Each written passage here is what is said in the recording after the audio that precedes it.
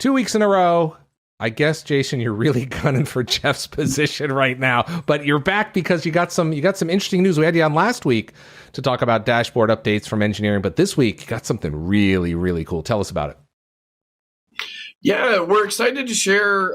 Earlier this week, we released the first set of what we call FPS boosted titles.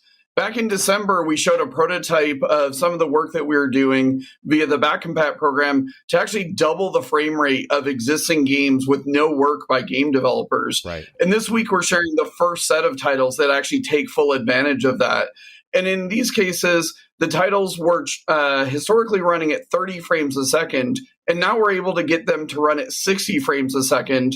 And there's even titles that we're able to go from 60 frames a second all the way to 120 frames a second.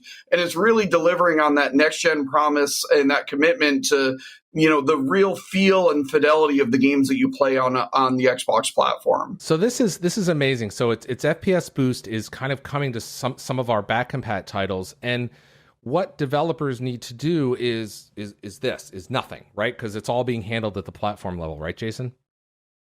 Yeah, we handle this at the platform layer.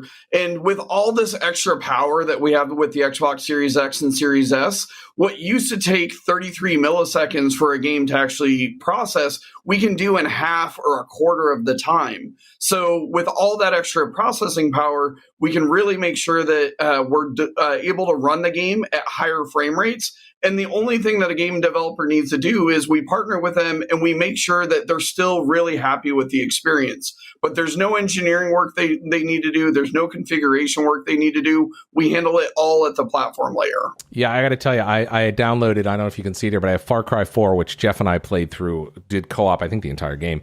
And it was a ton of fun, and that's one of the ones that is getting FPS boost. Games actually being enhanced by the platform. Right. So just like we added the capability when you pull up the guide to see whether or not auto HDR is enabled, in an update coming in the next couple months, you'll also be able to see whether or not the game's being boosted with its frame rate. Vision your display option, and your Xbox Series X or S, it kind of unlocks these new options.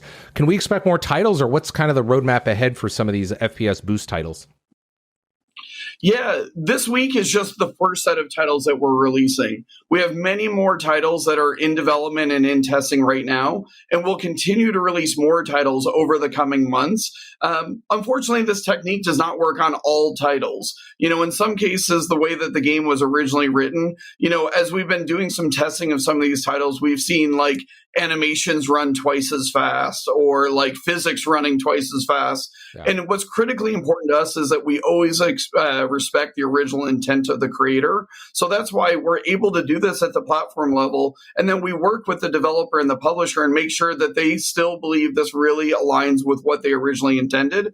And then we'll enable them for players, like you said, whether the game's in Game Pass or maybe it's a game that you have on physical media. Like, we really want to make sure that we're just giving you that best-in-class experience. I was thinking about this because with our backcompat program, and now we've got, with the auto HDR you talked about earlier that we implement now FPS Boost.